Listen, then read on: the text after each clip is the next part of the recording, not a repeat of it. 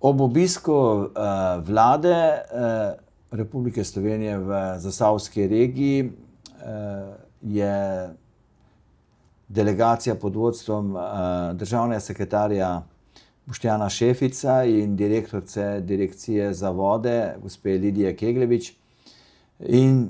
njihovih sodelavcev ogledala tudi območje stavb. Ob projektu, ki je ves postopek zdaj že v zaključni fazi potrjevanja za samo izvedbo, se pravi obnove kanalizacije z sistemom prečrpavanja zalednih voda, smo ponovno izpostavili tudi problem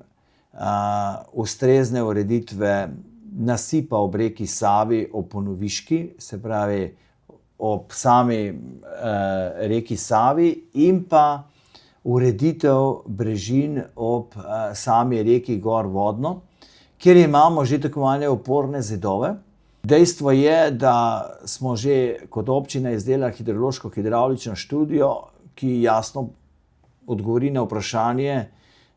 kakšna mora biti višina protipoplavnih nasipov oziroma teh opornih zidov, da ne bo levi del Litije poplavljen.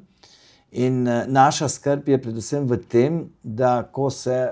uredi in obnovi kanalizacija na stavbah z sistemom prečrpališča, kakor tudi kulturna dvorana na stavbah, je potem izjemnega pomena, da se zagotovi, da reka Sava fizično ne bo prečkala več bregov in zalila stavbe. Zdaj se pa odpira vprašanje, da bi bilo res smiselno, ker bo med športno dvorano in pa Ponoviško dejansko zgrajen nov most, se pravi viseča brv za pešce in kolesarje,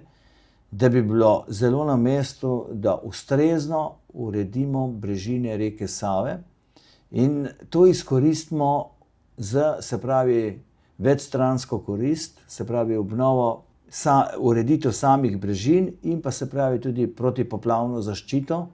ki bi v celoti zagotovila tudi, da stavbe ne bodo poplavljene ob tako visokih vodah, kot so bile leta 2023.